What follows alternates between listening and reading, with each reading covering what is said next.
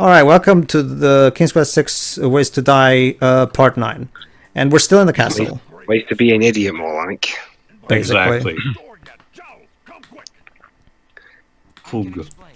Yeah, sure you can. Maybe if you weren't wearing those bright colours in a place like this. Well, unfortunately, the land of the Green Isle doesn't have ninjas, so... Ninja Quest. Maybe, Dweebs. Although, it's interesting you mentioned that, Dweebs. So there is a Square Enix game, Squaresoft made back in the day, called Live Alive, where one of its characters is actually... Well, it's divided in chapters with different characters that you control. Kind of like what Project Octopath is doing, which all converges at the end. One of the characters is actually a ninja, and his mission is all about stealth and everything.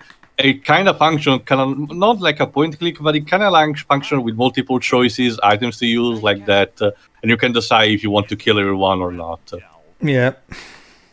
By the way, that chapter is actually drawn by the mangaka who did, who is still doing Detective Conan. Anyway, still, Alexander is still an idiot because you can get called by the guard at every single corner at every single time. Basically. Oh no, it's Boots. Oh no, I'm just gonna stay here and do nothing, and I'm sure no one will ever... possibly go wrong? I'm sure no one will ever come... Oh, fuck.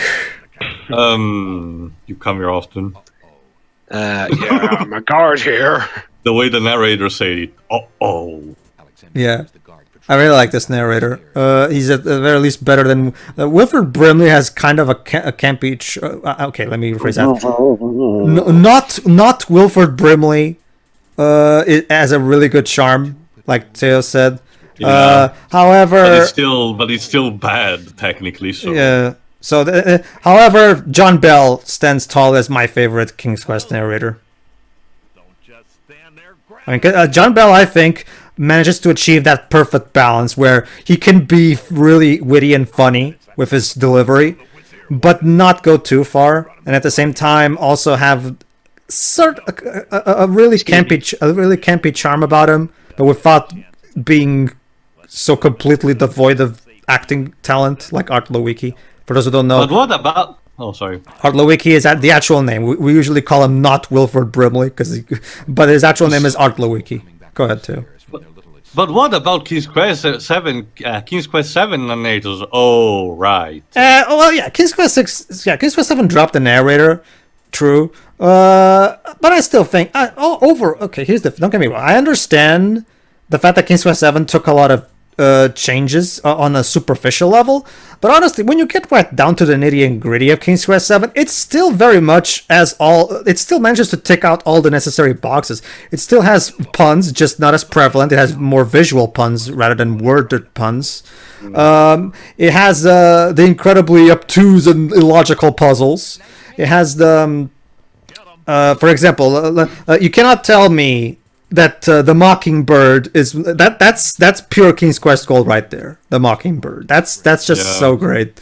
So the King's Quest 7 still has a lot of charm. It definitely was kind of jarring to go full Disney on us, but I don't know. I still think the game did it really well for what it was trying to do. No, my problem is just strictly the lack of a narrator. It just feels empty with it. I can understand that. It's like the sensation one has in playing, doing like a sort of a marathon of all the Kingdom Hearts game and coming to 3D, which is almost every world is completely empty. It's like taking one of the elements that was prevailing up until a point and even reducing it or eliminating it completely. I don't know. True, I understand. I wish it could have been handled better, I guess. It's one of what really holds that game together, at least for me, is the fact that despite everything, it still has a shit ton of lovable and really funny characters.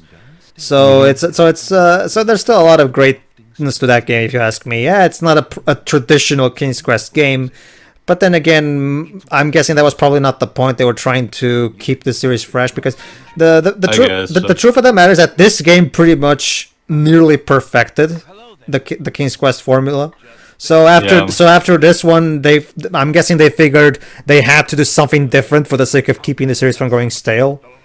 Instead of just doing yet another point and click, oh, here we go again kind of game. But I can understand why some people don't like it. But I'll still take 7 over 8 any fucking day. At least 7. At least 7 was still a fucking King's Quest game. And it remembered to be, cheesy and charming, whereas 8 decided to go Lord of the Rings on us. Because imagine if 8 came out around the same time the Lord of the Rings films came out. It would have been panned as a Lord of the Rings knockoff. I don't know. Twilight Princess was very well received. Yeah. I'm not gonna get into that game again. Well, but I get it. No, I was saying usual, normal opinions. I mean... What is that horn that I keep hearing in the background? It's Jova's... My notification. It's Jova's forgetting to put vibration to his Put your phone on vibrate. The problem is that I can't hear vibration through my headphones, but... Put your hand on your phone and feel Not it just vibrate. that, Jova. Don't make me do dirty jokes using your phone, please. We've just ended up doing one. Oh, wait. Do slap yourself in the wrist for me, since I can't do it. Sure. Very good. This hurts you a lot more than it hurts me, young man. Sure about that. Now think about what you've done. Are you sure? Aren't you sure? I mean, I literally just said, and I quote, A conversation about vibrations just makes me shiver. "Oh, hi, Tony J. How you doing? Oh, finally. I've always wanted to be a dog, and now I can. The world is cruel. He attack, he protect, but The most world- importantly, he never came back. The world is wicked. 'Tis I alone who you can trust in this whole city." Oh well. He didn't even spoke to begin with. By the way, I'm going to give you like 4 seconds to tell me who are you and what are you doing here. And he's like, okay. And he just pokes him with the sword. And now, ladies and gentlemen, the contestant only has okay, you're gonna have to answer this question. Who are you and what are you doing here? You have 4 seconds. Go. Can I ask the audience? Too late. All right, I guess the contestant lost it, Died. both literally and figuratively. So yeah, who wants to play next? Tio, you go next. Don't mess with Tony J, especially if he's a dog with us, especially if he's a priest. Well, more like a judge. It was more like a judge in the Disney movie than a priest. They changed it Disney changed it purposely to avoid controversy with the church. True. Although there's still quite a lot of stuff that would get controversy in that regard, honestly. Well, they absolutely. explicitly mentioned the theological figures of the Christianity religion anyway. Anyway, see you for the last of the Death Viziers. See you, everybody.